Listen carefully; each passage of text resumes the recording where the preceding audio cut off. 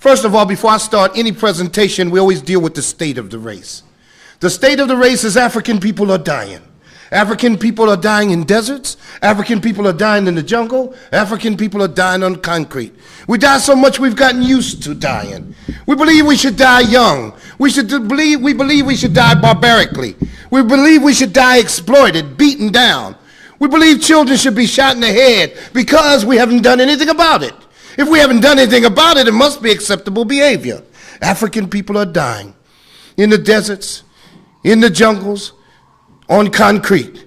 All we have to do is turn on the news and see African people dying. The first 10, 15 minutes of the news is African people dying. Some people tell me, I don't even look at the news. I say, why don't you look at the news?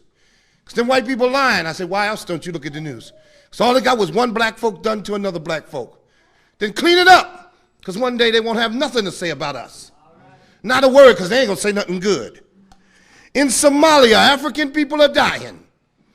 They will not let a government emerge in Somalia. They want the land, labor, and resources of our people. In Somalia, African people are dying. Genocide. In Liberia, they will not let a government emerge. They like us feeding on one another. They inspire the divide and rule. We're dying all over Liberia, hacking each other up, dying. Genocide. In Rwanda, we're black on black, instigated by white people. Dying, butchering, hacking up women and children. Killing each other because we've lost our culture, our struggle culture, our revolutionary culture. African people dying in Somalia, in Liberia, in Rwanda. In Grenada, they had a revolution going on there. I was there. 6 or 8 weeks before the cowardly invasion of the United States troops, we were working on the roads. We were talking with the children who had sunshines in their eyes for the first time. They had never been to school before because neither the colonial regime or the dictator Eric Gary would let them go to school. So they were going to school, breathing free air, full employment, no prostitution. Then the divide and rule, they bring us down, genocide. Jamaica, oh, beautiful Jamaica. When I first went to Jamaica in 1977, an American dollar was worth $1.35 Jamaican. Now it's 38 Jamaican dollars to one no good American dollar. The economy's broken down. They use political murder and carnage and booker. They put class against class, light skin against black skin, dying, genocide. In South Central, genocide. In New York, genocide. In Newark, genocide. In Chicago, Detroit, LA, genocide. Then when I write a book, Black Holocaust, the only people step to me is black people. Talking about, oh, Brother Dale, you think they'll kill us all? I don't think they could kill us all, Dale. I don't think there's conspiracy to kill us all. Why would you say that, Brother Dale? How could you kill all of our people? I said, well, where are the Arawak and the Kalinagos, the red people of the islands from the Bahamas to Trinidad and Tobago? Dead. They kill them all. All of them. Where's the Tasmanians? They kill them all and then call them devils to justify the carnage, the slaughter, the pain. Dying. They hold our babies up on CNN, on these right-wing religious Christian programs, dying. Send me money to stop this baby from dying. Look at this baby. He who feels it knows it. If you don't feel it, you're not African-centered yet.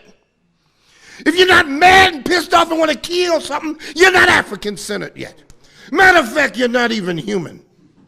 To see your own kind broken down, torn apart, blown apart, gone. And don't be pissed off, you're not alive. So die, nigga, die. How is it that we don't see it? Before we even go into any lecture, I always say, how is it we don't feel it? How is it we don't see it? It's the work of the American nigger factory. The American nigger factory make niggers. Malcolm said a child isn't born dumb, a child is made dumb. The American nigger factory molds black children, beautiful babies, into niggers, and that's what you were talking about when I arrived. They blow their minds apart with two components. One is the white supremacist, anti-human, anti-African curriculum of their schools and educational institutions, which we gladly trot our children off We grab our child at the age of 5 and walk them into the kindergarten, crying, tears running down eyes, because baby's going to school. Baby's going to get their brains slaughtered. And we sanction it. We hand the baby off. This beautiful black child, just hand them off to the enemy. And we know they're the enemy. We know they hate us. Why do we do that? We're too lazy to build our own institutions. We don't have enough love for the neighbor's child as we have for our own child. And some of us don't even love our own. It's the American nigger factory. In the year 1997, they still say Cristobal Colon, or what is named Christopher Columbus, still discovered something, was some kind of hero. They still tell you George Washington could not tell a lie. The faggot never said he had slaves. Then he's a liar. But in the humanities, where they say the Greeks are this and the Greeks are that, the Romans was this and the Romans are that, and the Tigris Euphrates gave birth to civilization, mankind, that lie that we know is a lie still exists. Academic terrorism and culture banditry slaughters the aspirations in the mind. By the time we pay any attention to the children, they're gone. We send them to the people to teach them to hate us. We, the people dark and the blue, got to go better than this. We ain't building nothing as they destroy everything. They see themselves sitting in Africa, sucking on a mint julep. And one little white, little ugly child turned to his ugly little parent and say, whatever happened to those people, Daddy? You know those people had those pretty colors. You know, Daddy, you know those that run so fast, jump so high, sing so good, and kabooyaka, booyaka all night? What happened to them, Daddy? Say, they lost their history and they were gone. Even though we made a lot of noise to say that we were coming, they didn't respond, so we killed them. Isn't it nice you now live in the Horn of Plenty? We finally got the Garden of Eden. We control Africa. They're gone. All of them. The ancestors moan when they hear that. The ancestors cry out for us, wake up!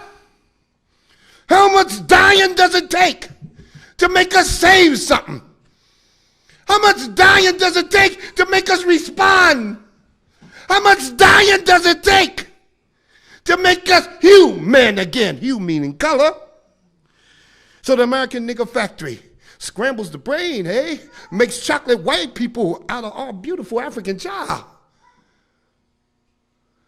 And we watch Jenny Jones and Sally Jeffrey Raphael. We let them sit and watch that. I want you to ask the sister, why are you letting your daughter watch that? Oh, it's just television. No, sister. You tell me you're conscious. I'm not talking about somebody who's unconscious, because if they don't know, they don't know. But you tell me you're conscious. How do you watch her? And when she mirror that behavior, that's part of the American nigger factory. The educational system and the knockout punches, mass communications. Superman, Batman, and all kinds of superheroes flying through white skin, while the predator, he be black with dreadlocks. The alien's a bald-headed brother running around with a tail. We know these things. We don't pass nothing on but our decadence. We as a people must own up to that before we can move on. Every night I try to expunge the madness in me, and I'm supposed to be conscious. I have to review everything I did that day to make sure something just didn't ease in, to make sure I didn't become arrogant, to make sure I didn't become judgmental to those that don't know, to make sure I do the best I can. And man, I'm going to have a heck of a session with myself tonight for being late. I mean that. I mean that. Because let me tell you, for you to sit here, that I wouldn't have sit here that long if Jesus Christ was going to walk on water. So all praises to you, because I did want to speak to you today.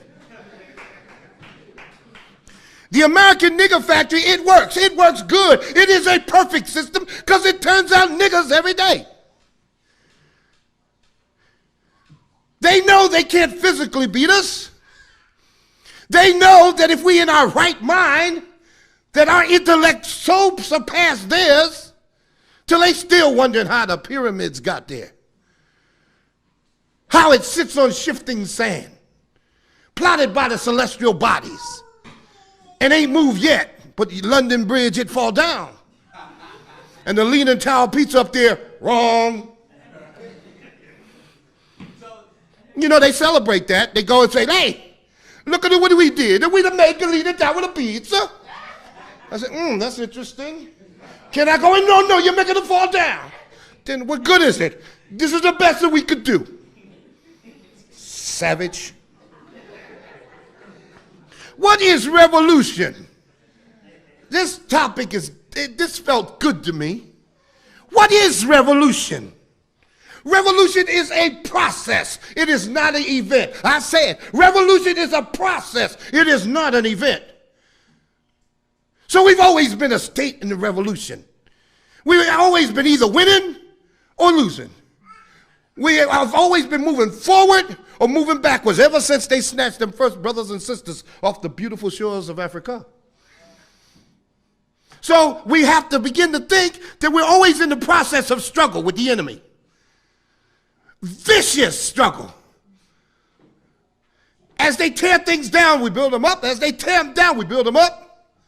But if we ever put together what you need, listen, you cannot produce revolutionaries without a revolutionary culture. You cannot produce revolutionaries without a revolutionary culture. You get a few deviates like us in the room, see? But the masses cannot become revolutionary without a revolutionary culture. They can only be of what culture they are. And since they're part of the American pop culture, we develop more Michael Jacksons every day than Malcolms. Huh? We deliver more Martins, more Latifahs, who went from Queen Latifah to Skeezer. Because she wanted to be paid. This script looked bad. You want to be paid? Yes. Okay. Ooh, that man looked good. Take off all your clothes. From queen to skeezer, because if you don't have the right situation, there's no reward for queens. There's no reward for kings if you're in the wrong situation. Do you know that revolution? I'm sure you know this. That those who uphold the culture, that those who live righteous, get punished for it because you're in the wrong culture. And those who are the saddest, the maddest, the craziest, get paid. Don't you think the children see that? Therefore, you can only develop revolutionaries out of the kindness of their heart, or somebody who can't be turned around, and they're few and far between. Why should those who will suffer and die for the race lay in hunger without electricity, without gas, in a putt-putt bomb trying to make it? When the enemies of the people get paid, not punished, get paid, not punished, get paid, not punished. So you develop reactionary little kids, reactionary grown-ups, reactionary preachers and ball players, reactionary educators. Revolution is a process, it is not an event. No revolutionary culture produce no revolutionaries. It's as simple as that. Revolutionary culture, what is it? It is a culture that always belonged to we. It represents we. It perpetuates we and our way. Therefore, outsiders cannot be in your revolutionary culture. Now, I know we've had this argument for years, we've had it. Especially from the black left. Where are they now that Russia done crumbled? Where are they now, those with the high, lofty, ideological discussion on dialectical materialisms and dictators of the proletariat and comrade this and comrade that and comrade this? We say, what about brothers and sisters? That's our language, that's how we speak. It's comrade. Who says it's comrade? I ain't German. The avaricious businessman is exploiting the worker class. He said, brother, you just want an excuse to deal with so-called progressive white people so you can get one of their women. You just want to set up a situation in the white man's mind where those few white people will let you integrate within them. A revolutionary culture has no room for nobody who is not African, because everything comes from African. Return to the source, Amilcar Cabral said. Return to your source in your way. But don't be afraid to contemporize it. Some of the old stuff won't wheel and deal like it used to. They have new modes of communications, new modes of warfare. It ought to be fun.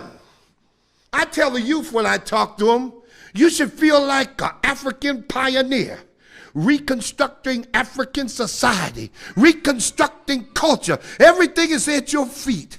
All you need to know is the lessons of the past.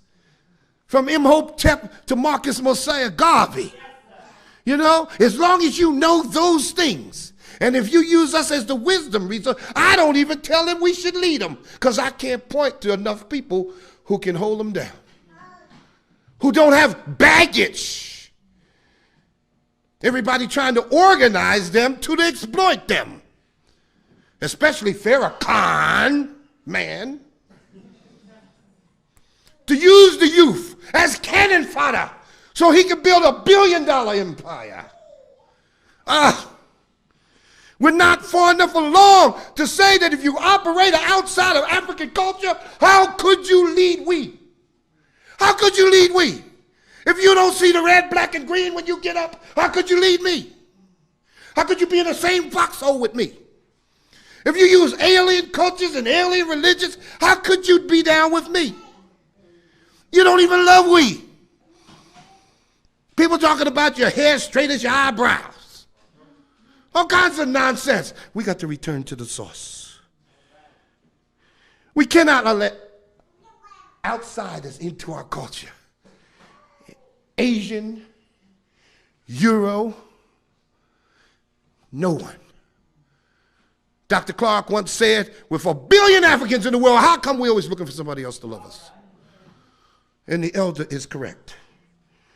We know we cannot amalgamate a revolutionary culture with the enemy, even if they're renegades of their own people, because they're mere culture bandits who steal everything you do and claim it and enrich themselves.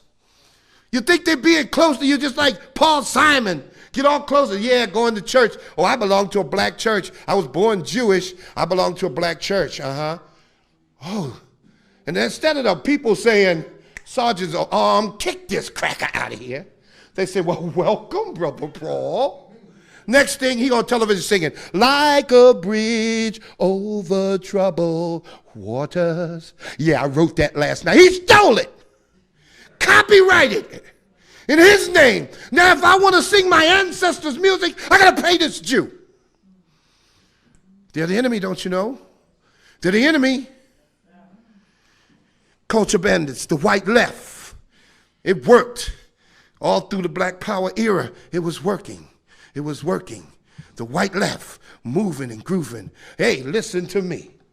Even ugly Jane Fonda, all up under the Black Panthers. You want some of this? You want some of this, Panther man? Come get some of this. They used to say that she was down with the Black Panthers, and they used to call her a traitor to the American race when she was only running a con game. They said, the white woman for you. Huey, you want some of this, Bobby? Who? I'm a big, fabulous movie star. You can see me naked on the screen. I'm yours, Panther man. And I got some sisters here for you, too. Look at this white girl here. Look at this white one. Next thing we know, they're in cocktail sips with crackers at their cocktail party with their hat in their hand, and they're the entertainment. What are we having today for entertainment? Well, I think a couple of Panthers is coming around. Oh, are they going to talk that black talk? Yeah, they're going to talk that. They're militant. And in the middle of the call, they say, pass me my cheese and my martini. The brother's about to get down. And he rails against the system. And how many black people have you known rail against capitalism but detach it from white people? It was amazing. We said all we have to do is bide our time because this is going to play out. It was amazing that they had found the right white people. That's one of the major things that's driven us back. There's been so much pain and suffering. Then, if you have developing a revolutionary culture, you're leaving out those who don't belong to the family. Next thing you know, we had mixed marriages. Brothers and sisters from the Afro-American department of this school, I have a white maid. We show that it can work. We're together now, and we have a baby. The baby sitting over the corner. I don't know what I am, who I am. You say, choose you, choose you.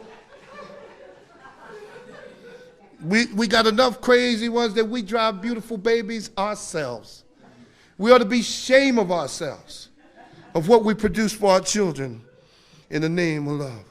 What is culture? What is revolutionary culture?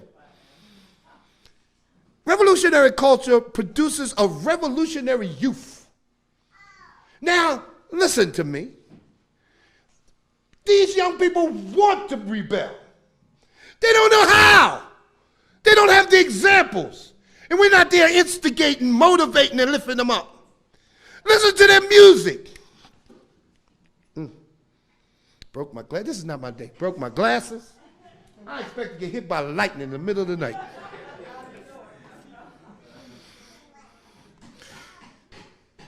Revolutionary culture is more than singing and song, of sewing dolls, of wood carving. Culture is everything you do, how you do it, how often, and why. Therefore, everything you do falls under the realm of culture. And if it's a revolutionary culture, there's no room for liberalism. There's no room for a white aesthetic in there. There's no room for anything but what we develop to liberate we. We must deliver revolutionary songs. I hear the children crying. Hip-hop music is a revolutionary music that hasn't reached its potential, and it won't, because we're not maintaining it. We're not grounding with our brothers and sisters to tell them where they need to take it. We step back and say, turn that noise down, when rhythm and blues hasn't produced anything. To have a revolutionary youth, you need a revolutionary music, a revolutionary song, and a revolutionary dance. Now, the revolutionary dance used to be done by the I Trees with Bob Marley when they did the easy skanking. When they had on their regal gowns, representing African womanhood on the highest level. All they had to do was kill Bob Marley, give him instant cancer, adds water and star. All they had to do was blow off the back of Peter Tosh's head and give you Patra and Shabba Ranks. Next thing you know, instead of easy skanking proud to the melody, we got black girls grinding against the ground, all up against the wall, like animals with their butt out, being a caricature for white supremacy. Because they know what revolutionary culture, they move in there, and how they do it, they buy it. If you do these dances and sing these songs, you get paid. If you do those dances and those songs, not only will you might be not paid, you might be killed. The revolutionary youth, and I hear this on every campus I go to, they want to know what is going to be our new economic system. You need a revolutionary economic system that you need to be building now. What is the lessons of the past? Where did we come from? How did we wheel and deal before? Without that, they don't know what to do. I'm telling you, on the campuses, those are becoming African Center. No, they're not going corporate America. But what do I do?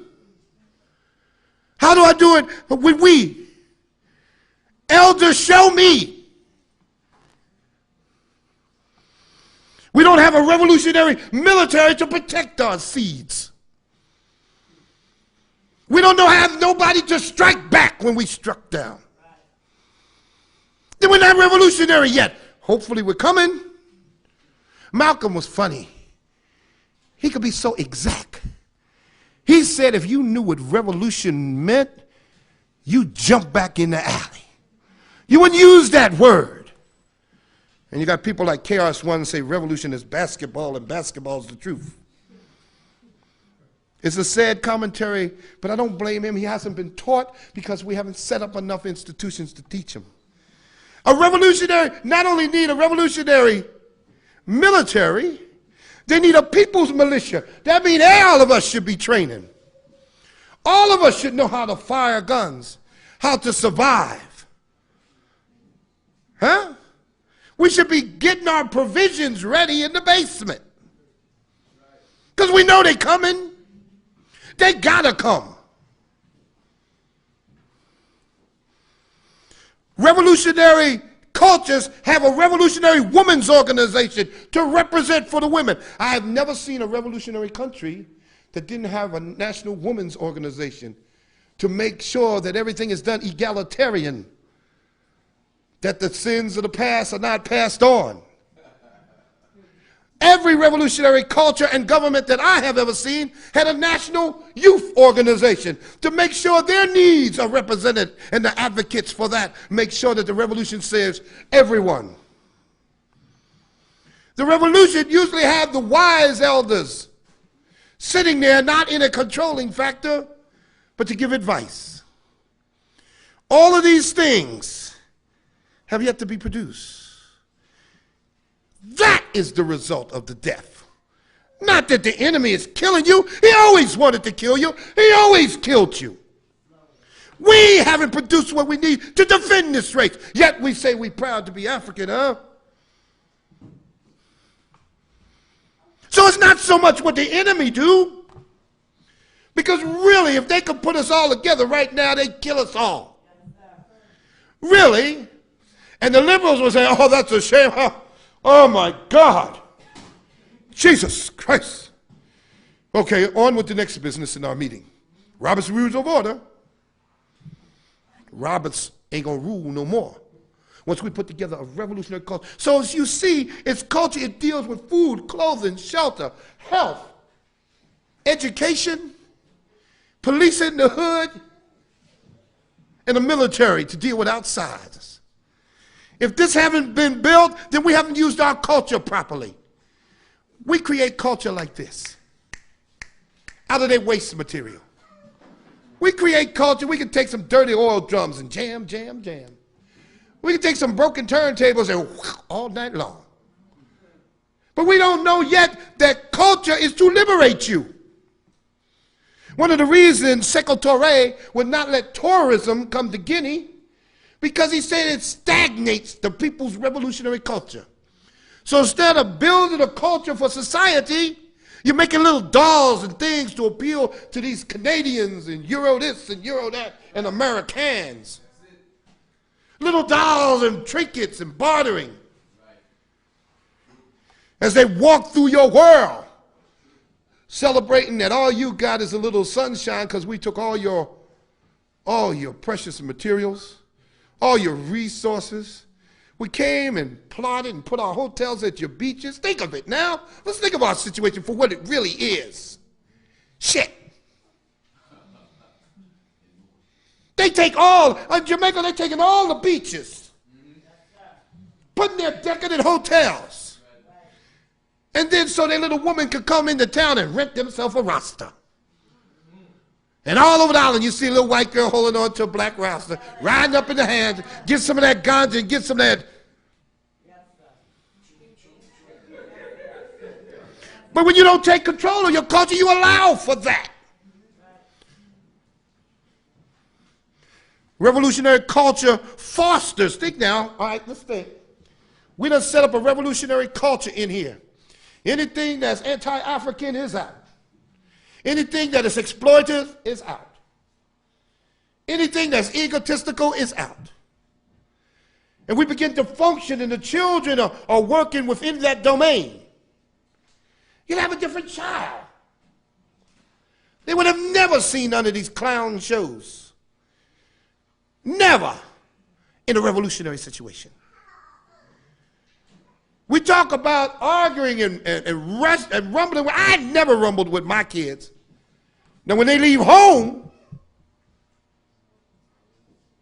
but as good as I thought I was as a parent, a few years outside of my control, they become reactionary. Why? They go back to celebrating Christmas and Thanksgiving. And why? Why? I'm supposed to be bad. I'm a war correspondent. I'm going to have a child like this. Unacceptable. It's because individuals cannot develop the youth by itself. You must have the institution in full effect. The educational institutions, the economic institution, the military institutions. You should surround them in a cocoon of revolutionary love and say that anybody who come near these children will be taken out. One good household won't do. I've seen people raise their children to be religious, to be Muslim, to be Christian, to be a Yoruba or whatever, and as soon as they get old enough to reject all that and say no, they're gone. Because the institutions that support the struggle has to be put in place. And that has to be done collectively. That has to be done by we. That can't be done by me. It has to be done by we. I've seen the advantages. In Philadelphia, we have a place, a school called the Academy of the Way. I remember walking past a new student one day. I said, hey, sister, how you doing? First of all, I ain't your sister.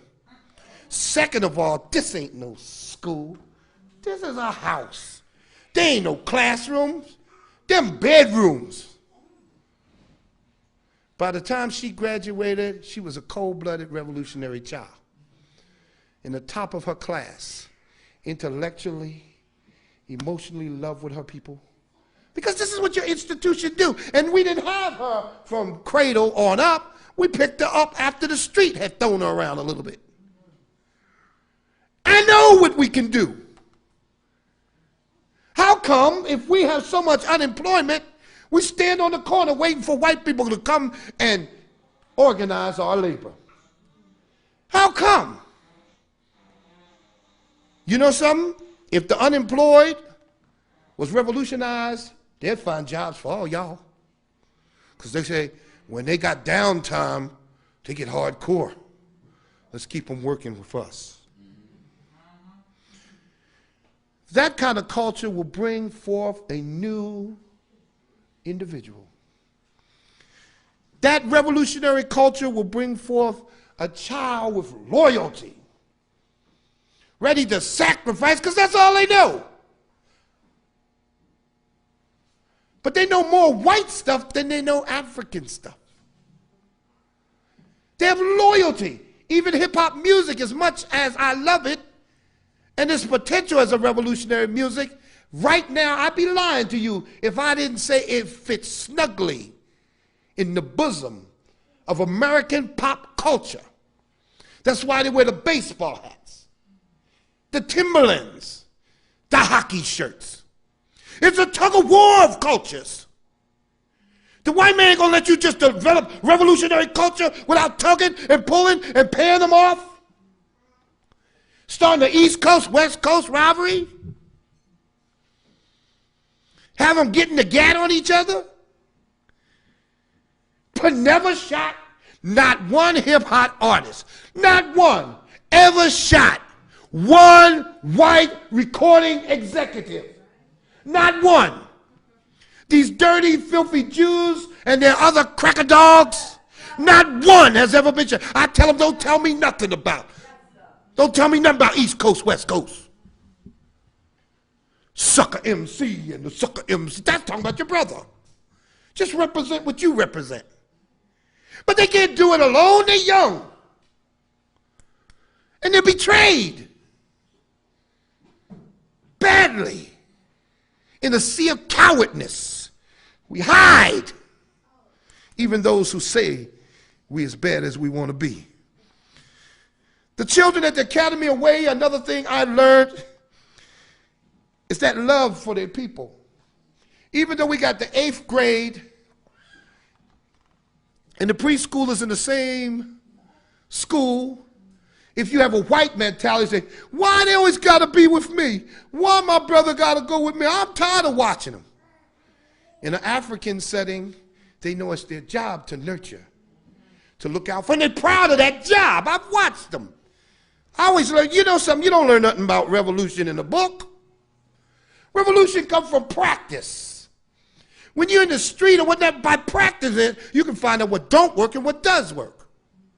When you practice it and see the response of the people, then you know what to throw away and what to retain.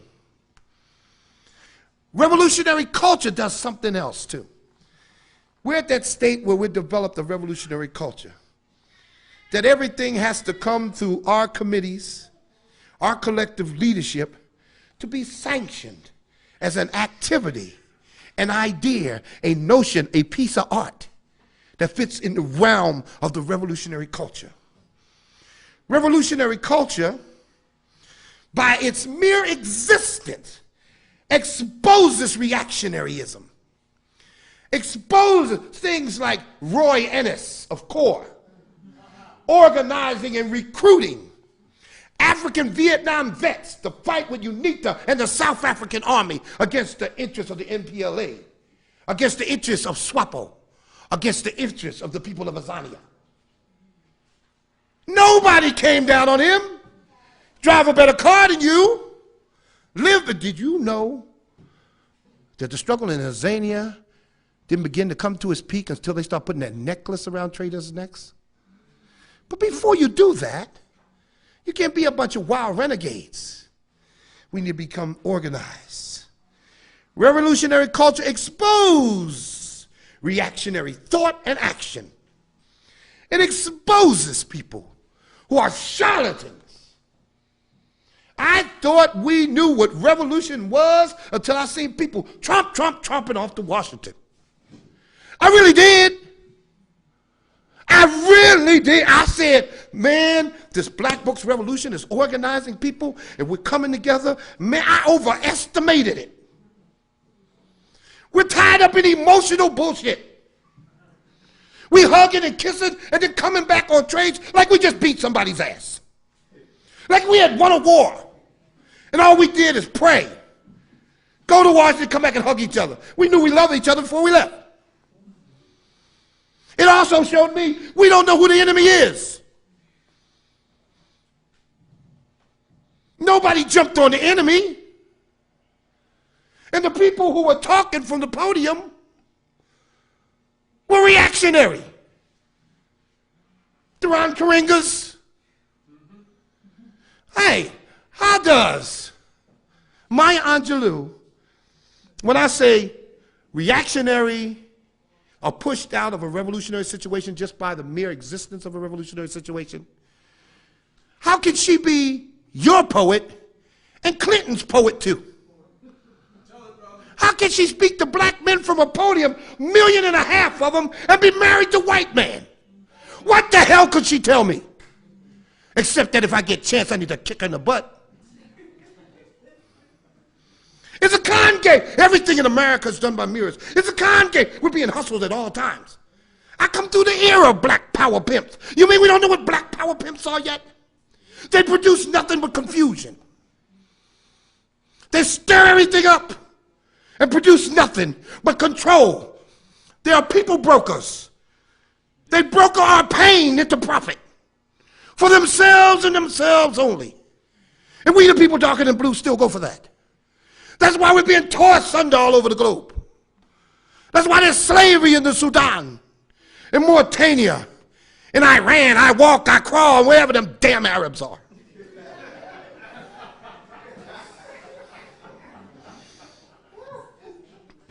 In a revolutionary situation, opportunism is crushed. Backward elements is crushed.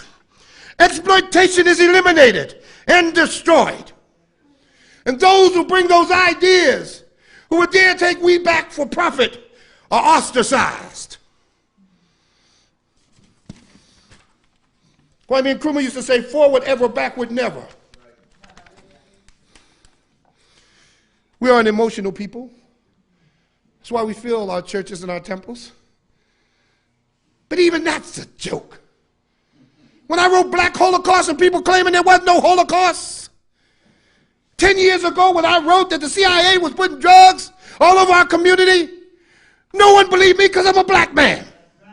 But when Dan Rather say it, when CNN say it, when Ted Koppel said it's news, well, it's 10 years too late. Look at the people who died Hundreds of thousands. Look at how many grandmothers had their throat cut. Look how many babies been thrown up against the wall because of their deadly crack. But you kill the messenger and say, you're going to get us all in trouble. We want to get along. The examples of a revolutionary culture. As we fought the deadly Arabs, and they began to expand into North Africa, pushing us back, we stopped and developed the Mossi states. And in the Mossi states, this is in Chancellor Williams' book, Destruction of African Civilization. And as we fought the Mossi states, we stayed free for years. But when we got soft on the perpetuation of our culture, and the youth said, that old adage, that old saying that don't let whites or other people in, is something you old people say. This is a new world. We're going to let them in. The Mossi states were destroyed. And the people pulled back and they died, and they pulled back and they died, and they pulled back and they died, till the Arabs controlled North Africa.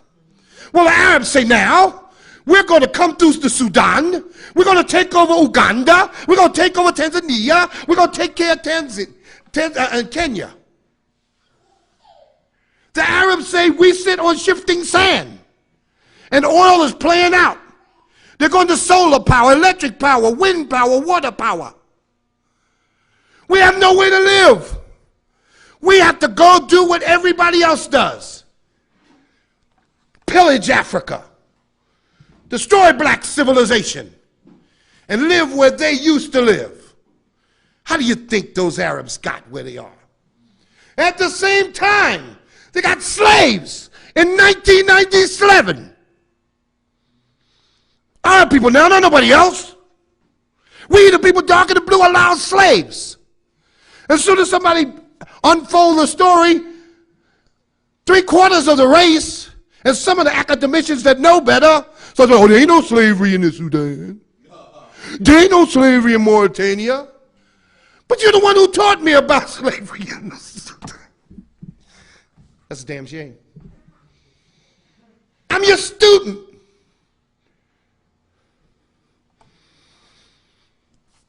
The African Revolution. You must have an African culture. For example, number 2, the gallant struggles of the people of Haiti to kick Napoleon's butt, set his drawers on fire, and have him run out the country yapping and screaming. Running through America, say, look, I want to sell Louisiana, all that region. Give me what you got in your pocket. I'm getting out of them. I'm getting away from these niggas. He get all the way to Egypt and say, the Sphinx, shoot it, shoot it, shoot it. But because we didn't have an African revolutionary culture, they called Toussaint Louverture. Napoleon say, Toussaint, I'm mad with you. We had to fight you, Toussaint. No, you didn't have, you killed all the people. Toussaint, be a nice Frenchman and come and meet with me in France. And the nigga went to France. Now wait a minute. Dead bodies all around you. Rape women was your history. Working you to death, castration, lynching. What is it in the African mind? We got to deal with this. What is it in the African mind? We got to deal with this. What is it in the African mind that makes us need the love of them hunkies? Till we can beat them on the battlefield and still think, I'll be a Frenchman. We look at history to find things to uplift us. We look at history to see how bad we were. We better look at history to see where we failed, where we were too soft. Man say, I'm a Frenchman. They say, Toussaint, you better not go. You know Napoleon said he's going to kill everything black. No, he has fraternity with me. You know, did you ever heard of French Revolution? Well, now we be French people. We beat them and we could be French. I didn't make that up. That's history. Don't get mad at me. The interpretation. Excuse me. The interpretation of history is important. What we need is the truth. Sure, he was a great fighting man. Sure, there was good generals around him. But on the psychological tip, what is it about white people that can mutter a few words? It's because he came through the French nigger factory. Because the French was the highest of that. He didn't want to be a free African. He wanted to be a free Frenchman.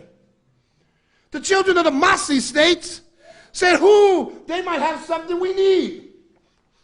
The elders said, we gave you everything you need, freedom, self-determination, liberation. No, that's the old way. There's only one way, brothers and sisters, that's the African way, the African revolutionary way. And we have to define collectively amongst ourselves what that is. That is nothing I can tell you. That's something I can sit down and reason with you and with Africans all over the globe to find out what is the African way. What does the African need? How are we going to obtain it? What is the state of our youth? What is the state of them in 1996? They're the major targets of genocide. Tupac is a classic example. But since we get our information from the enemy, we don't know the whole story. We don't know he was a Shakur. And whether he was revolutionary or not, thank you, brother. Whether he was revolutionary or not, and he was not,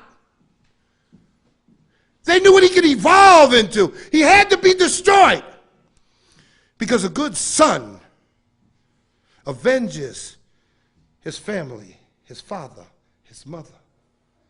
A good child, good little sister, avenges the family, the mother, the father. Good youth avenges the people. The state of our youth, and they know it. Coolio sings, when you going to help me? I guess you can't. I guess you won't. I guess you front. I guess my life is out of luck, fool.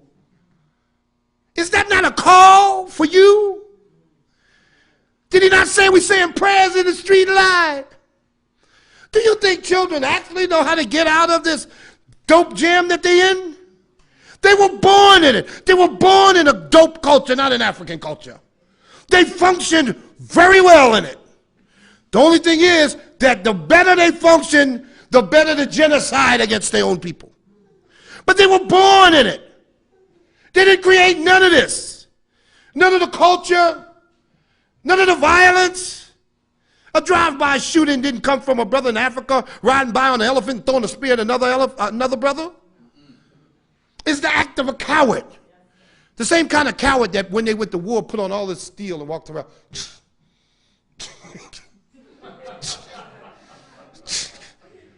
Allah, salam salat.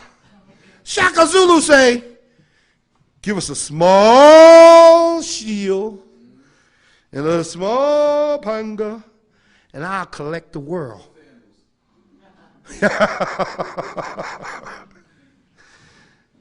Because he knew the African reflexes.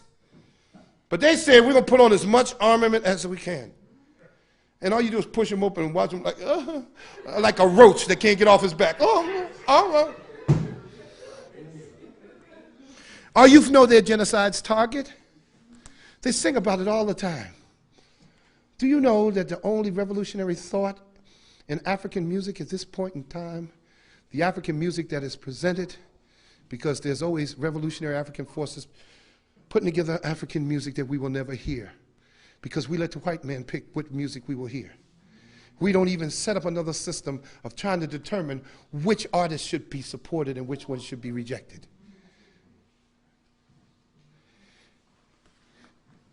Hip-hop is the only music that done that. The only. Luther Vandross, he don't do it. Michael Frankenstein Jackson, he don't do it. Now what is hip-hop? Hip-hop, there are new griots. Listen to me, they're only storytellers. They're mere storytellers. We sit down and let white people tell us stories all day. Around Halloween, they tell monster stories. They're always telling sex stories. They're always telling war stories. They're always telling drug stories. They're always telling fantasy.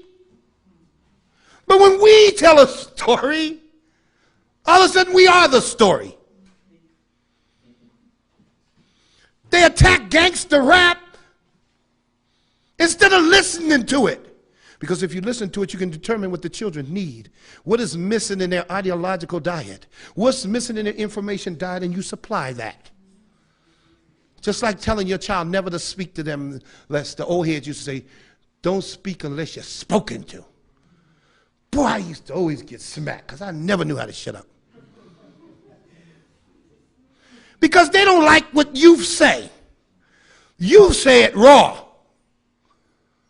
So when we tell story of the hood, they live in hell.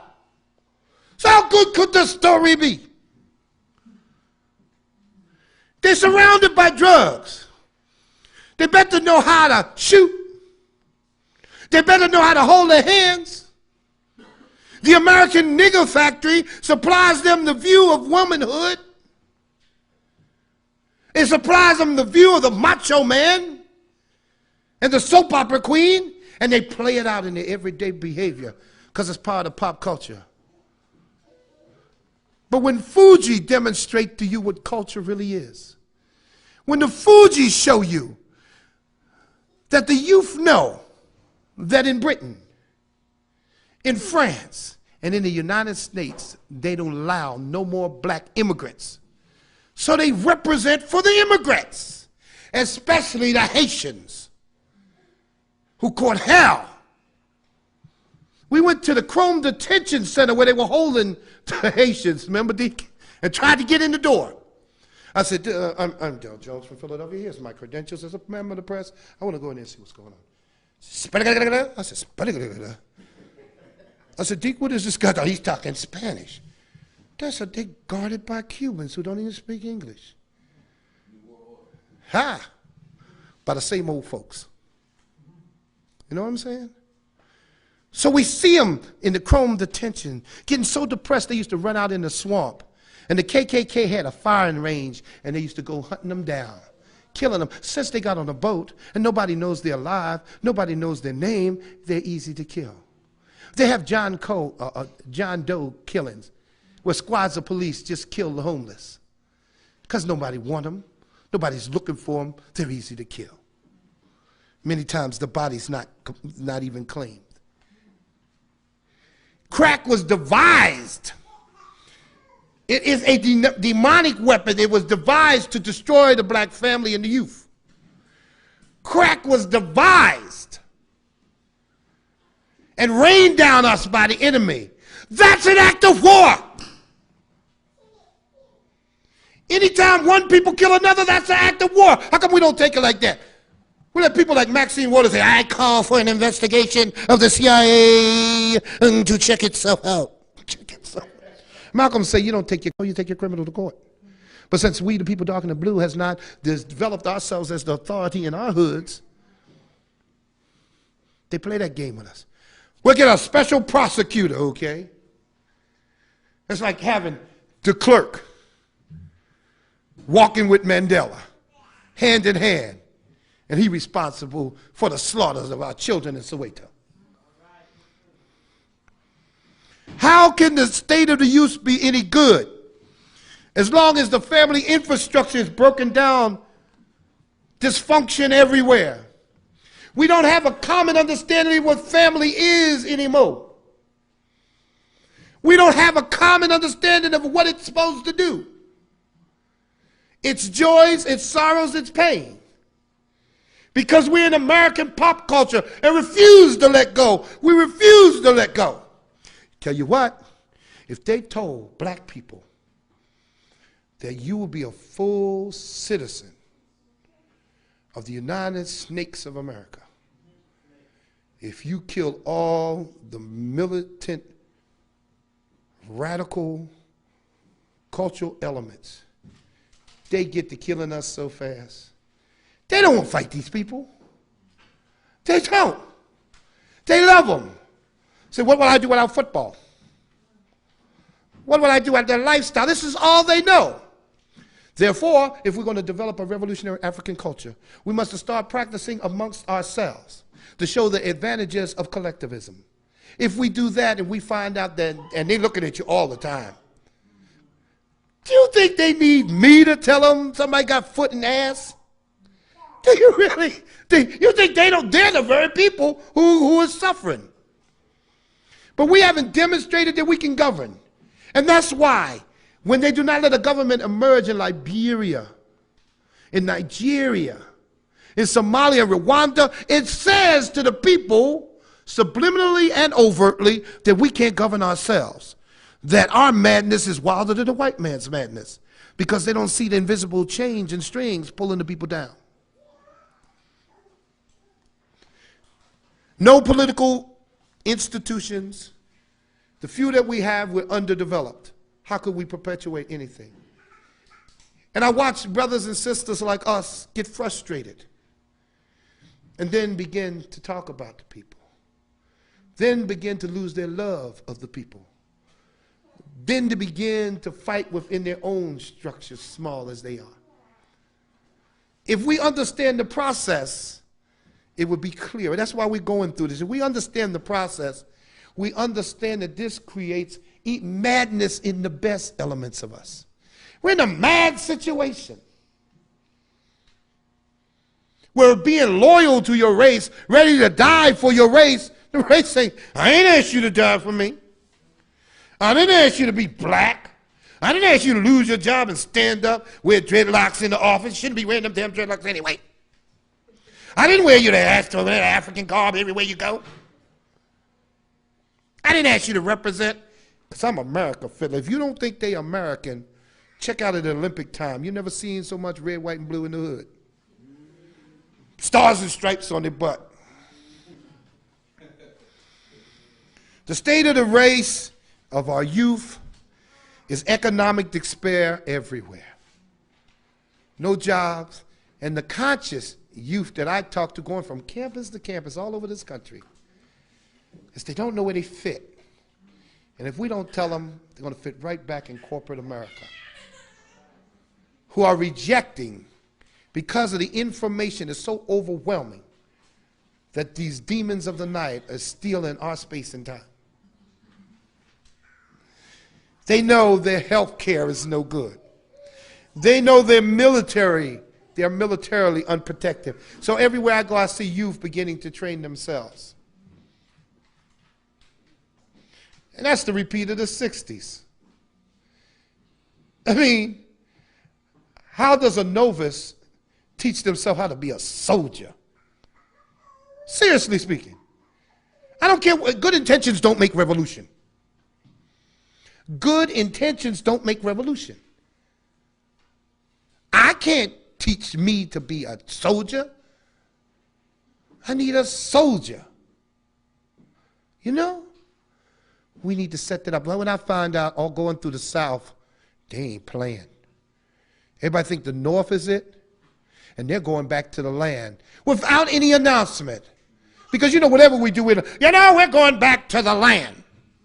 We're going to buy up all this land. It's testing. Is this mic on? Testing. 1, 2, 1, 2. White America, one. I be's the leader, and we going back to the land. Because you crackers and fat mouth, fat mouth, fat mouth. But down south, they're easing off into the land. You can only train if you got land. And that's where the training is done. They look to us and don't know they are far beyond the North. I was in Louisiana, and they put 10 bodyguards around me. I said, I don't need all these bodyguards. They said, brother, you in Louisiana. You talk stuff down here. You know what I'm saying? In New York, you say, yeah, white man, white man, white man. Let me get on the subway. Nah. He going to come for you with shotguns in the back of his truck unless he know that your pickup got his shotguns in it. So we need to give respect all over the board. None of us are free, so we're all on the same level. The worst thing that has happened to our youth, we've allowed them to be detached from the family. Once you detach them from the family, they're easily destroyed. That's why million is locked down. And they give them time forever. You know what the sentence today is? You did that, boy? How much time, Judge? From now on. From now on. Big time. Why? Because they're setting up the privatization of the prisons. And in them prisons, that's going to be owned by American Express, Disney, and all the rest of them. The same ones we going, I'm going to Disney World. Same one, you making them fatter and fatter. It's amazing. We have pieces of information in a revolutionary context and ideology. We must now put it together. A lot of people are reading about New World Orders and know the New World Order, but don't know the cultural development and the struggles of African people from the Berlin Conference of 1884 and 85 to 1996. In that is so many lessons, the lessons of Garvey and Malcolm, the lessons of the scramble for Africa, the whole thing. The development of the United Nations into the New World Order tool it is today. How the organization of African unity was not what was supposed to be designed, but the United States of Africa, as pushed forth by Kwame Nkrumah. But it was Haile Selassie and them who wanted to make it soft and full of nothingness, till it has never saved one African organization of African unity, haven't saved one African country. It may have helped keep Lumumba from coming to power. So all these structures aren't working to storm out. Again, criticism with affection. We are reading so much till we're not understanding Africa. And since we don't understand Africa, they're taking it. Most of the youth, almost all of the youth, don't know its relationship to Africa. Don't know what slavery really was. And I heard the brother say today, I was doing a hip-hop conference in Harlem, and they were trying to tell me that nigger is affectionate term. You know? So if we don't know Africa, we have a bookstore and whatnot, and there's some books I would like to put out as a publisher to deal with Africa, but nobody has the African appetite. They're fronting. And in the history of Africa and colonization, along with the transatlantic slave trade, along with the struggles in Brazil and so-called Latin America, along with those in Tasmania and different places, we need the whole story to become the architects of a new reality. So once the children are detached, and even if they're attached, they're not getting the nourishment they need. Our children are culturally deprived, so they invent culture.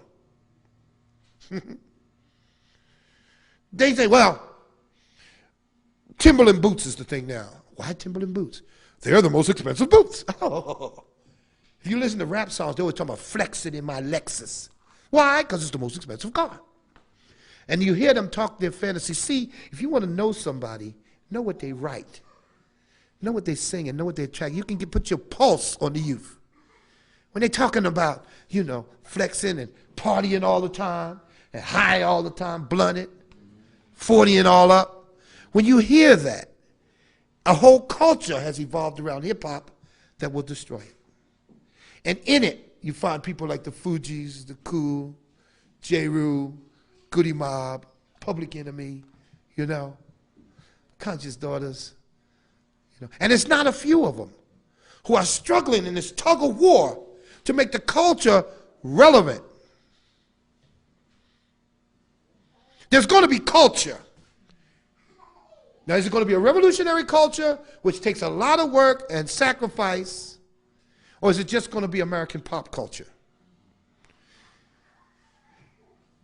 We are too arrogant to hear them. This saddens me. And you know what amazed me? Is they use the music from our generation. That's right. All of it. James Brown, Sly and the Family Phone, Curtis Mayfield, all of that. I thought, oh, this is going to be a natural marriage.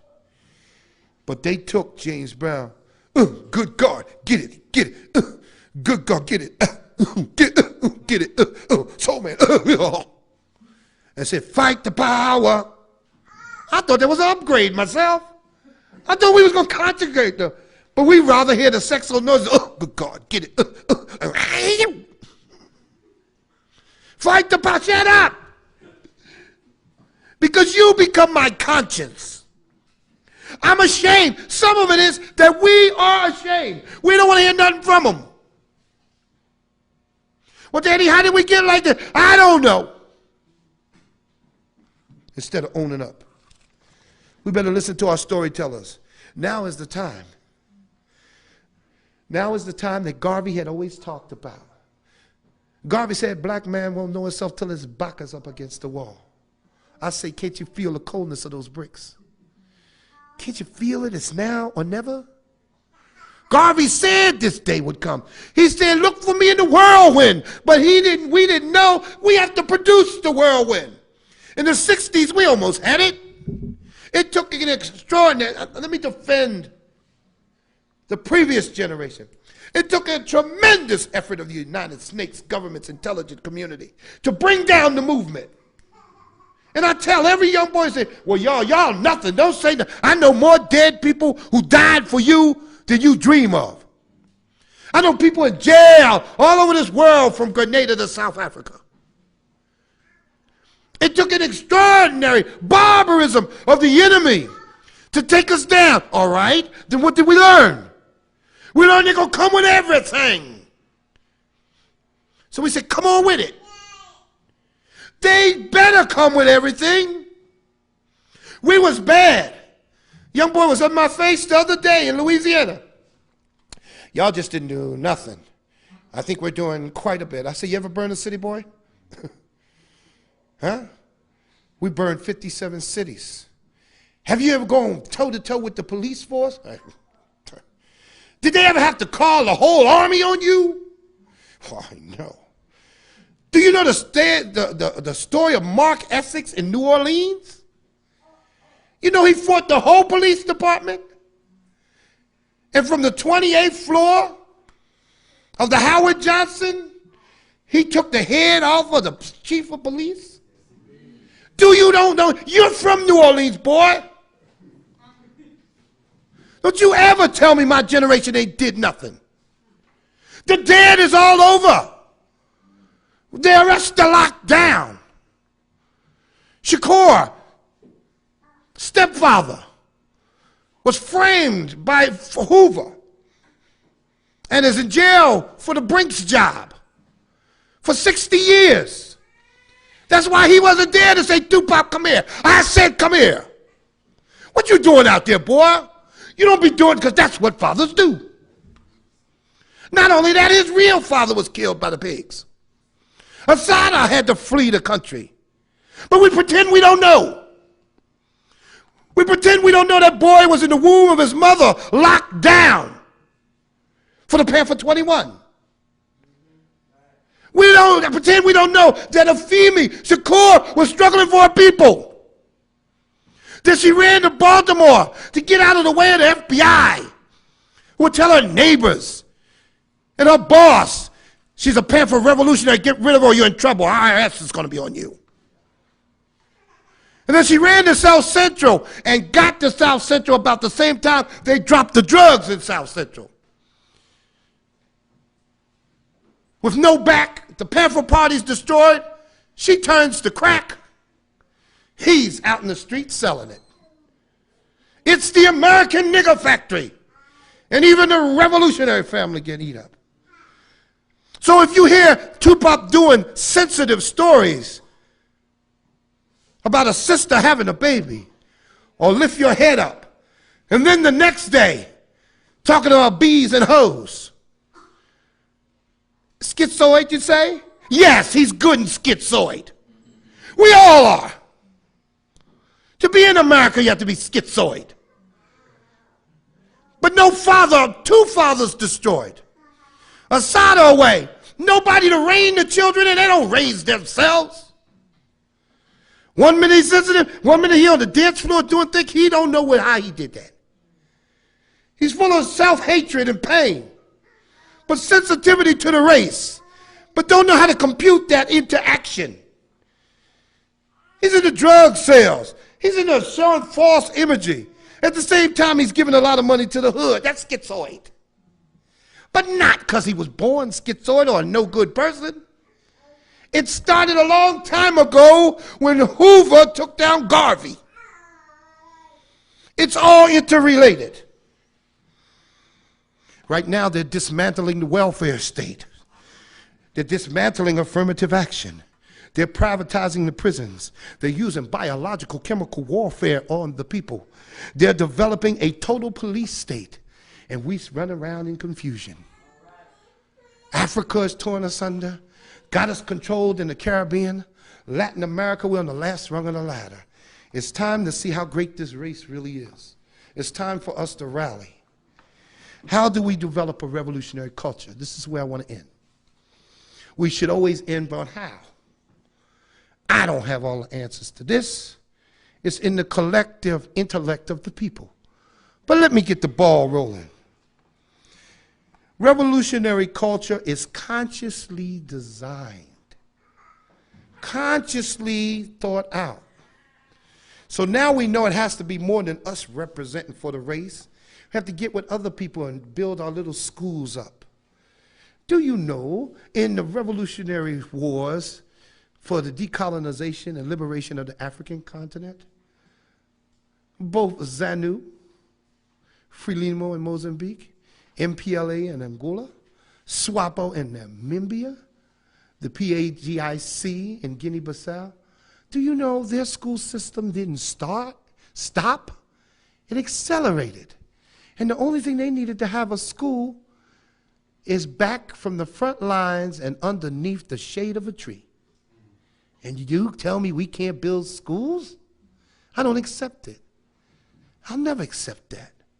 You mean we can't feed hungry when a sack of beans, which is protein, and a sack of rice feed a whole lot of people? Where are the soup kitchens of Father Divine, Daddy Grace? You know? Why can't we come up with revolutionary? Because we won't. We don't love each other enough to do that kind of shit. We don't. Love is a behavior. Since love is a behavior, it manifests in your deeds. The greatest pimp in the world can say, I love you, baby. Now go turn that trick for me, baby. Yeah, yeah. How better have my money? Love is a behavior. We must put Africa in the center of these children's lives. Even the positive hip-hop artist has America in the center of their life. That's why when the first time I seen Snoop Doggy Dogg, now how scared can you be of a gangster named after Snoopy the dog, huh? How much gangster could that really be? Snoop Doggy Dogg. Kid and play. You say, go play and I ain't kidding. You know what I'm saying? We must put Africa at the center. That's the only way we can put African culture in the center. And anything that's outside of that, we move out. We must also be able, you know, revolutionary culture defines the social phenomenon from a Pan-African perspective. In other words, when we say something to them or we answer a question, we take it all the way back to Africa. And that's easily done if you know what has been going on in the history of Africa. Take it on back. They took us from Africa and took Africa from the remaining Africans. We have to teach that the only difference between us as an African people is a slave manifest that says drop 10 in Trinidad, drop 10 here, 10 there, drop 10 in North Carolina, drop 10 in Virginia. Same people. The commonality of culture, culture is binding. It keeps us together, it pulls us together. Culture is what makes it. But from a Pan-African perspective, if you don't take it all the way home, it leaves room for someone else to get in there and define your stuff. You know, we must build the institution. We know that. As modest as they can be. Let the pioneers start them modestly and the next wave take it to another level. Let the people, when they see us talking that black talk, walking that black walk, because they're always watching you. So yes, look at Dell saying don't do drugs. Look at Dell over there. If they ever see that, you're done. Because like children, they do as you do, not as you say. We must build our own media to send out our own ideas, our own images. It's easy to do. We won't do it. You know, another problem we have is that we are so capitalistic till we want to start all these proprietorships. We want to be the single owner of a business. The days in America of the single business person is gone. You need collective ownership. And if you are involved with 3 or 4 different projects, you'll make a living. But if we wait till we can stockpile enough money to go into our business undercapitalized and say, why don't people patronize us? What happened to cooperatives? How come we can't go down to the shipyards and do food co-op buying? Why do we all go to these supermarkets with their accelerated process where they take the green meat and paint it red? Or after it didn't sell in the white hood, they move it down to your hood, spray some red dye on it. We're not looking after every aspect because we know that if people don't care and used to lynch you and still lynch you on the street, they don't care whether you eat, they don't care what you ingest. More importantly, we need an ideology. That ideology is Pan-Africanism. It needs to be refined. It must have the brilliance and the thought of those of our ancients right up to our contemporaries. Then after taking all that and throwing away the fat and having a clear program for how an African governed their lives, you're then putting together culture. What is a Pan-African worldview? Or what I used to say, I look at everything as to what does the shit mean to me? OJ, what does the shit mean to me? Olympics, what does the shit mean to me? You know what I mean? Mark Furman, what does the shit mean to me? CIA and South Central, what does the shit mean to me? And you become, Pan-Africanism is your software. And this is your brain computer. And as you put information in it, if you don't have no way to synthesize it, you'll synthesize it like everybody else does, through a white supremacist mentality, a white supremacist attitude, a white supremacist moral code. What does this shit mean to me? Ideologies, the ideological debate we had is over. It was necessary. The chocolate Marxists, see ya. We love you. Come on home. We said Russia ain't never going to fight America. I wrote a song in 1970. Said, we must cut off your power for the bills you refuse to pay. We must liquidate your assets and you shall be moved away. Court is closed. Employment payments are too late today. Maybe 5 years ago we might have went that way. Court is closed. We must cut off your power for the bills you refuse to pay. Consolidation with Russia Corporation won't help you get away. That was 20 years ago. 20 years almost to the day. Russia, it crumbles and say, we was only kidding. We're actually white people. And we want to be part of this new world order. We know it. We also knew that communism was the study of African communalism, an attempt to adapt it to industrial Germany and Russia. We know if you're going to study your old ways, return to the source. These emulators and imitators can't take it. No, they never lived. White people never shared with nobody in themselves, not even with themselves. White people don't know how to share. They know how to hoard. They come from caves. We come from the Horn of Plenty where you can pick what you need. When they were in their cave, they ate the weakest. They said, we can't go outside. It's frozen. And damn, Grandma is looking good.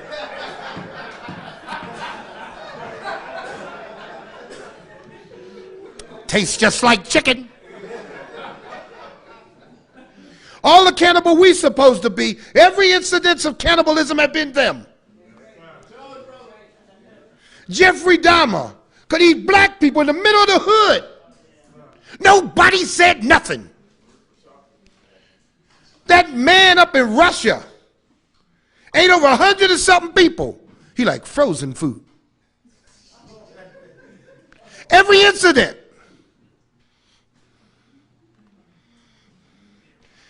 We must make our people proactive.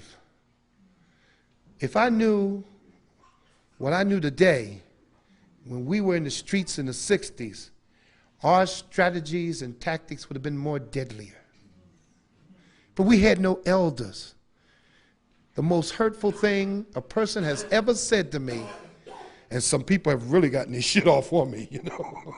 Especially when, you know, a woman when you break it up. You ain't nothing anyway. Ain't never been nothing, can't do nothing. Damn. But the worst thing ever said to me is I said, we're black and we're proud, ain't we, Pops? He said, you're black and you can't help it. Y'all need to sit down, stop burning these cities. I said, that's what you think of me? That's what you think of our struggle? Is that what? Yes, that's what I think of you. So those of us who survived that epoch into these epoch must know the youth need to be told something coherent, usable, workable, and they must be involved with the process of development. We always want to take children and make them do what we say, where we don't know all the answers. We need to become the council of elders to a proactive youth that's ready to fight. See, our young people ain't no punks. They just don't know who to kill. They don't know what is noble. And as long as they think being a drug lord is noble, then your warriors are inverted.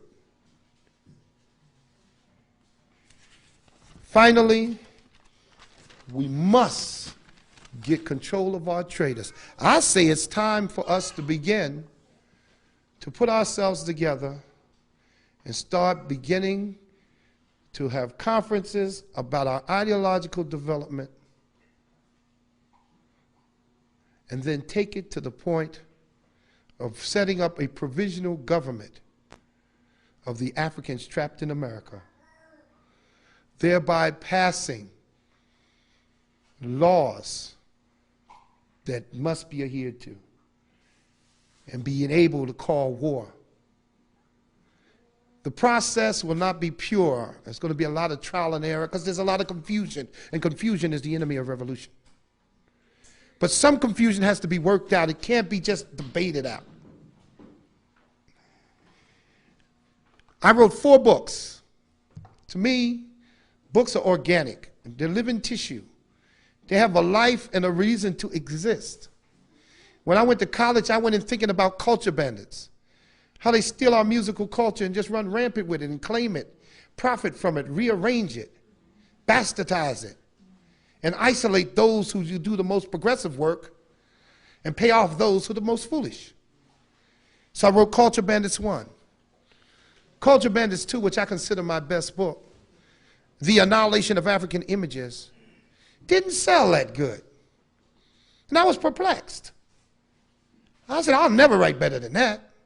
And I was breaking down radio, television, talk shows. If you see what I wrote about talk shows, you could see I already predicted that Jenny Jones and Rivaldo and all them fools would be coming. And I couldn't understand it, so I started taking a poll of why black people avoided Culture Bandits too.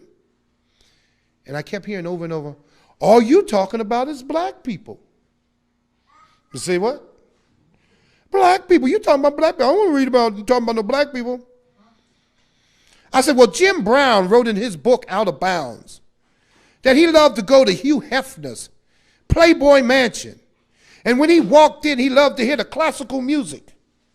That he loved to have lobster and steak whenever he wanted and partake of the finest white women. I didn't write that. He wrote that. When I pointed out to you, because I knew you weren't going to read all these books, that Sammy Davis Jr. was a devil worshiper and was supposed to be at the party when the Manson people came and slaughtered in the Tate Bianca killings.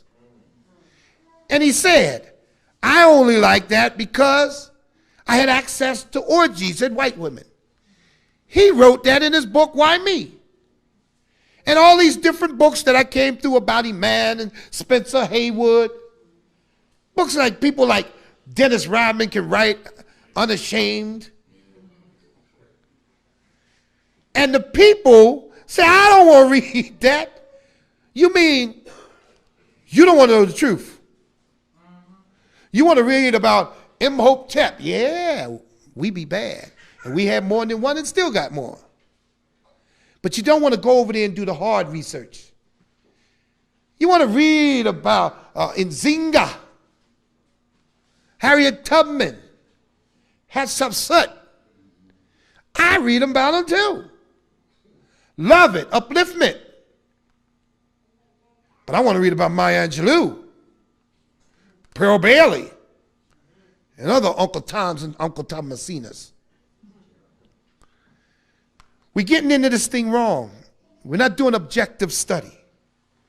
So then I wrote the book Black Holocaust, which really came before Culture Bands too, because everywhere I went, people saying, they can't kill us all. The hell, y'all crazy. People call me up on the phone in Chicago. Yeah, you're the brother who wrote that Black Holocaust stuff. I said, yeah, they can't kill us all, nor do they want to. We're God's children. Yeah, all right. Spelled backwards is dog. You know what I'm saying? Your gods and their gods ain't the same gods, you know. Black Holocaust, so beyond my imagination. I made it a little book. I didn't get cute. I just came with it raw because I got that from Kwame Nkrumah. 2 books the revolutionaries always had on them. The Handbook of Revolutionary Warfare, which we all must read, and Class Struggle in Africa. If you don't read Class Struggle in Africa, you won't understand Africa. That was a product of the colonial mentality and how we can kill each other. Hell, don't tell me about Class Struggle in Africa. Wilson Good dropped a bomb in my neighborhood. He burned up his own children. Once you read and understand class struggle in Africa, not from a Marx and Leninist position, you'll understand how some of us betray we so easily. Black Holocaust took off. It's still the biggest seller I probably will ever have. Then the last book, The Invasion of the Body Snatchers, is a continuation of the Black Holocaust. It amazed me that we would actually trust the demons of death to put things in our bloodstream. Norplant, Prozac, Fridlin.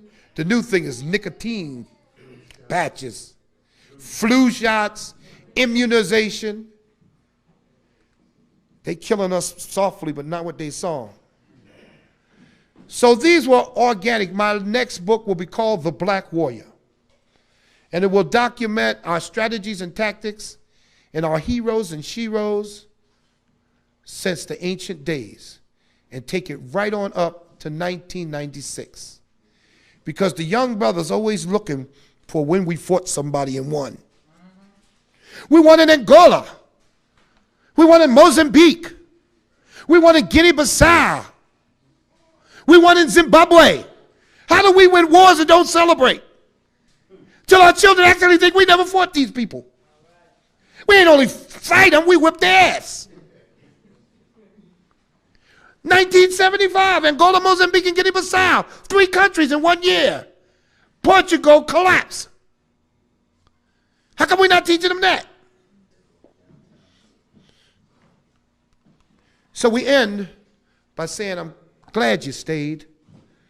We give our humble apologies for being Wrong Way Jones and getting lost in Jersey and going way up the wrong way through West. We got on the other side of West Orange, and we came up with a sign that said the oranges. What the hell is that supposed to mean? Say, next stop, the oranges. Heard of East Orange, South Orange, West Orange. What is the oranges? And we just riding. Just to ride. Just, come on, man. We riding. Past West Orange. Then we remembered, because we went to geography class at least one day, and said, well, if we're going through West, East got to be that way. I was almost hoping you weren't here so you'd never see how embarrassed I am. But next time we'll know how to find it smoothly. I don't take the position of other people. I don't take the positions that Africans supposed to wait. I believe in discipline and being on time. But I'm wrong way Jones. And I was the navigator. And it won't happen again. We end by saying African people must love each other. To love each other, you must demonstrate to our behavior that we're willing to sacrifice to take this thing to another level. We end by saying that the death of African people by the millions daily is unacceptable, and this genocidal process doesn't last forever. Somewhere along the line, you're going to run out of people. Yes, sir. Africa. Easy lead. So we must understand clearly that these are serious times. They kill your babies right up in front of you. The Christian right capitalized on the murder and the carnage. The 700 Clubs is on television in almost every African state. The control of information is beginning to get locked down. They brag about there's more information, there's more bullshit. Information you got to find. And I say to you, it is a privilege to be African, but Africans must unite. It is a privilege to be African, but Africans must unite. Times are hard and friends are few. I scream in pain, brother, where are you? Times are hard and friends are few. Brother man, where are you? Storm over the anthill. There's such a famine in the wind. A war for liberation's begun. Little boys become men. Storm over the anthill. Who's my pa? Mother, is she with us? Better check how far. How far? How far? Times are hard and friends are few. I scream in pain, brother, where are you? Times are hard and friends are few. Brother man, where are you? No time for jiving. There's a job to be done. Love those who are comrades. There's a war to be won. Hey, queen, hold my hand. Soul, truth, and wisdom, they're at my command. I'm saying, child, brace yourself. Hold your tears. We'll all die now, then to suffer for years. I'm saying, times are hard and friends are few. I scream in pain, brother, where are you? Times are hard and friends are few. Brother man, sister lady, where are you? I thank you.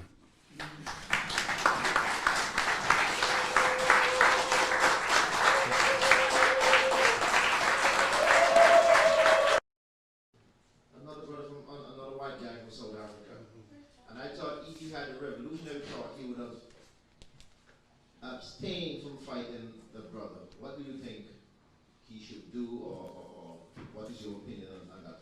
Well, I think it's basically our fault. We believe, because we do not know what revolution is, that there's been a revolution in Azania. There has been no revolution. It's the only thing that slipped into neo-colonialism. And after Jomo Kenyatta came and be the head of the revolution in Kenya, after being in jail for years, and serving the interests of white supremacy all his working days, we should have known that the trick, that revolution means that the land changed hands. If the land has not changed hands, there's been no revolution. If all you got is a theme song, and all you have is a flag, there's been no revolution. Revolution will happen when 87% of the people who only have 13% of the land, when they control all of their land, when they control the institution. A brother, educator from South Africa was on CNN complaining that there has been no schools for black people. Well, if we had won a physical war in South Africa, see, armed struggle has its cleansing process. Then we wouldn't be worried about our children in the same schools with the roof leaking, with old board textbooks. So the sham independence in South Africa has to be revealed for what it is. Neo-colonialism. True revolution would have dumped them little ugly white kids out of our school in our land and put our beautiful black children in them. So the whole world thinks that there has been liberation. And some of the slowest among us are athletes. So we knew already going in when a man fights and gets punched in the face for a living, he ain't too bright. That he don't know that his brains is in his head. Yeah. The whole thing, let's look at another thing. We are so liberal and want to be with white people so much that in the middle of a war, me and Martin Luther King could be in the foxhole. And the white man yell, Martin, Martin, come out, come out. I said, what's the matter with you, Martin? Be cool. Martin, Martin King, come out. I got to go. Where you got to go, man? You in the foxhole with me. Martin, I got to go. Martin, Martin. On behalf of white supremacy, you get the Nobel Peace Prize. How do you take a prize in the middle of the war from the enemy? No one answered that question. My whole youth, I answered that question. Bishop Tutu, come out, come out. On behalf of white supremacy, you get the Nobel Peace Prize. Well, this last one did it. Nelson Mandela, come out, but bring de Klerk with you. And y'all gonna share this award.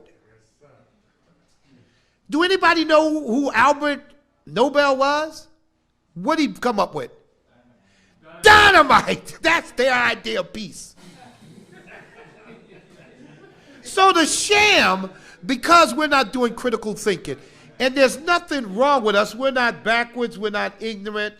We're just not used to thinking with Pan-Africanist thought. We criticize each other. 95% of my criticism of another brother or sister is definitely criticism with affection. There are some that are treasonous I have no affection for. I said they got to be taken out. But the 95% who don't know or use and abuse, let me tell you, Nelson Mandela knows he don't run that country. Oppenheimer still runs that country. De Beers Diamond still own that country. The reason why they had to get South Africa, and this has to be told, this is why I say you have to know African politics. We whipped the white boy's butt in a place called Quitaquatavao in Angola. The South African troops had pushed up through Namibia into Angola and used to come and slaughter and rape our people at will. Well, we trapped that army with a Pan-African force consisting of soldiers from Guinea, Angola, and the Cuban soldiers. Yet we never come to the aid of Cubans, see? When you don't know, the number one principle of Mayat we should never forget is reciprocity. We should always remember, we should be behind Castro now. We have contradictions, but we know what he did in Angola. So we were going to kill that whole army in Quitaquatavao. And the white boys said, wait a minute. What if we left Angola and never came back? Oh, say, oh, you ain't coming back. Not where we sending you. All right, wait a minute. What if we turned Namibia over to SWAPO? That's interesting.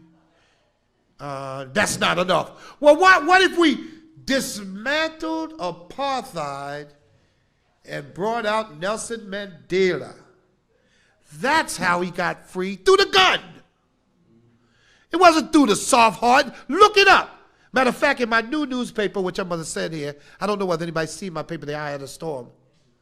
Well, it'll be out soon. That's one of the big stories. Through the gun, we liberated it. Okay? Because that's how. How did they take our shit? With the gun. I mean, they didn't pray it away from us. You know? So in the middle of this Holocaust, we forget how we won. The reason why they had to fight so much to free up Southern Africa is that's where the strategic materials to run the space program, the nuclear capabilities, the gold and diamonds, especially industrial diamonds, okay? They would have crumbled if we just controlled the southern region. And from Zimbabwe to Namibia, we had them surrounded. We know they couldn't hold it. Sometimes we come to the peace table too soon because we don't like war. As much as the barbarians they may say we are, we can't touch these people when it comes to war. War is their norm. They were warlike before we came along. And when they have a war, millions of people die. Shall I cite World War I, World War II? But let's also cite the people of Vietnam. There were more bombs dropped in Vietnam than in all of World War II. And they chased the Americans out with their drawers on fire because a people united in culture can never be defeated. So the boxer doesn't know because the politician doesn't even know. The whole boycott, the whole thing about Botswana, Sun City, that whole thing, we were involved in boycotting South Africa then. But now the Negro bourgeoisie, if you see Jesse Slaxton, Dr. J, and all of them put their money together and have a little concession to bring Pepsi Cola to South Africa. Your indigenous bourgeois, that's why you got no class struggle. We have a race and a class problem. That if we don't understand the class problem, we wonder why our upper class, Marcus Garvey said it better than I could ever say it. He said, we're a race of people that the people, our doctors and lawyers and the high learned are the biggest traitors to the race and have no loyalty. So that's why, because this sham independence is going around and African people are still on the bottom rung. But one last thing on that. We've always supported the Pan-Africanist Congress of Azania. We've always supported Steve Biko movement, the Black Consciousness movement, which was a consolidation of many different movements from labor and different types of movements. When Nelson Mandela was brought forth, the very people that we tried to help us with the canned food drive for refugees and clothing jobs for refugees in the neighboring countries of Azania wouldn't help us. Now they walked up to me, Brother Dell, you going to see Mandela? I said, no, I ain't going to see no Mandela. You're not down with that? I said, we've been fighting Mandela for years. Have you ever read the Freedom Charter? He was always an integrationist. Integration won't do. Well, I support him. People lined up out in the street. A ticker tape parade for a black revolutionary in New York. Come on. Critical thinking should have told you something was up. A ticket to, yeah, Yankee Stadium full of people. And Mandela walked on with a New York Yankee jacket and a New York Yankee cap. And he said, now you know who I am. I'm a Yankee. On Ted Koppel's show that night, Reverend Butts, you know him, but he asked a good question. He said, in the light of Tawana Brawley, Bensonhurst, and the other incidents, do you really think the United States government will really be good for the people of South Africa? You know what he said? I do not dabble in the internal politics of another nation. I said, you flaming faggot. We fought, we demonstrated, we raised money for our brothers and sisters in Azania. And you mean when it comes to my tribe, nobody never has tried for my tribe. We helped the people in Zimbabwe. We went to Zimbabwe and half those ambassadors and people with the liberation movement who hide out my house, put my family at risk, who we fed, clothed, and protected, wouldn't even see us. Well, let me tell you something. We are a tribe, a common tribe that segues into the whole African family. And we want reciprocity. We never get it. We raise money. We raise so much canned food we couldn't find it. We don't ask for your thanks. We ask for reciprocity. Nowhere could I go when and if the United States gets on my ass. Nowhere. Secretary say you can come here and become a junior ambassador because you have dual citizenship. Nowhere are they seriously discussing we. We are a powerful tribe, and we need to stop getting dissed. A brother told us one time from Zimbabwe, he said, my Pan-African brothers, if you think when Robert Mugabe takes over Zimbabwe, they're going to want to struggle for Pan-Africanism, you're wrong. They're going to want their little kingdom. They want to become rulers and enriched. And you know how you look at somebody and you have much respect, but you don't know the answer. It has to play out. And it plays out. At this time in my life, I thought I'd be sitting across from the Indian Ocean writing poetry to a queen. But we know we can't leave now because we're about to be annihilated and everybody comes to the front. Everybody. But we're not respected. In Jamaica, they'll tell me, say, what's the difference between you and Farrakhan? I said, well, if you don't know, you got a problem. What, you're just more radical. Then that's the difference. You answered your own question. Well, what about, are you brothers and sisters in the United? I was on Muta Baruka's show. A caller calls and asks me a question like this. It seems to me that with OJ going on and all this, the black American ain't what he used to be. And I said, first of all, there's no such thing as a black American. Second of all, who are you talking to? And you asked them one-on-one, who are you talking to? What are we, shit? We're in the belly of the beast. And we'll fight ourselves to the last man. We ought to be respected like you and we can have a Pan-African reality. Garvey went all over the world. When he came here, we were ready for him. We didn't see him as Jamaican. We seen him as African with one hell of a program. I know, brother, from going down into the southern region, there are brothers and sisters in the southern region that loves us to death. But they never come to power. Do you know in Zimbabwe, they got Harare and they got old Harare, which is the ghetto? Do you know as me and Deke walked through Harare on our first night in Zimbabwe, that it was manned by African troops, that Africans are not allowed to walk to downtown Zimbabwe at night because Oppenheimer said he don't want niggers in town. So when you travel with your eyes open, and as a war correspondent, I can't report from home or Ivory Tower. I got to go see what's happening and who's doing what. But in South Africa, I was always impressed. We was in Zimbabwe, to make a long story short. And they were going to have, they had the boss, what's his name? Bruce Springsteen, all these people, and some silly little girl named Tracy Chapman. And they're going to have this big show. What they were really having a show to secretly break the boycott of South Africa. So they had the party in Zimbabwe. Do you know that as we were out there, that the black consciousness movement came in, all these South Africans have legitimately came across a border that I can't even come by without papers.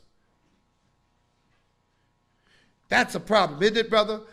In Africa, the balkanization in these so-called states that they carved up at the Berlin Conference cross ethnic lineage barriers and tribal lines and everything. So we should be able to move in Africa freely. But we're going to have to get those dictators and military leaders out of here. But the equivalent to them is the Wilson Goods who drop bombs, the Marion Barrys, and these collaborators. And let me say this while the camera is rolling. Farrakhan was offered the money from Gaddafi to go into Zaire and meet with Mobutu Sese to ask him, would they allow Arab troops to come up through Zaire, or what we know as Congo, and attack the southern Sudan. And you brothers and sisters who know about war, the fighting is up here, then the women and children are down here. That's what, no Arab give you no $1 billion. Come on, y'all. They don't nobody give you nothing. Especially $1 billion. And they were going to come through Zaire, Arabs now. Remember, Arabs couldn't take Africa without collaboration. So when you hear somebody's getting personally now, $1 billion, you know how much money, that's more than the gross national product of a lot of our nations that go to our people. When somebody getting paid, check out, follow the money trail. And we must understand that. It's not no argument over Islam or anti-Islam. It's an argument of politics and politricks. Could you imagine how we would feel if we woke up and CNN said that Arab troops have come through the south of the Sudan and now are wiping out the Sudanese people, and they came through Zaire? Let me tell you, in case you don't know who Mobutu is. Mobutu is the sucker, Colonel Joseph Mobutu, whose wife's name was Marie Antoinette Mobutu, who helped take Lumumba down. He's been in power ever since. There are no hospitals in Zaire. He allowed the Center for Disease Control to test Ebola in Zaire on his people. He is one of the richest men on the earth. He stays in a palace guarded by Korean troops. That's why I say, once you study what's happening in Africa, you would have no problem of understanding the whole deal. So when they say coming through the Sudan, they're desperate. The Arabs got money but no land. They'd pay anybody to get some of that sweet African land. So with Mobutu and the Arabs and the Farrakhan's operating in the north, and with Mandela and Oppenheimer and them coming to the south, Africa is under siege. It's something that if we know, we can reverse. It's something we don't pretend we know. Now, I don't get no points to this. You should see my email. I don't get no points for having it and getting a bad position where I've got to tell it on other Africans. But if you're wrong, you're wrong. And one of the biggest reasons why Farrakhan can operate is fear. We never brought closure to the death of Malcolm X, to the point that his sister said, his daughter said, to hell with it. If the men ain't gonna do it, I'll do it, damn it. By any means necessary. I know who killed my daddy. We haven't brought closure to Karinga. We let him build a holiday. The same one who set up Black Panthers in ambushes at UCLA and other places. The same one who tortured his wife and another woman brutally, sticking bottles in their vagina, using electrical shocks, and the FBI saved him.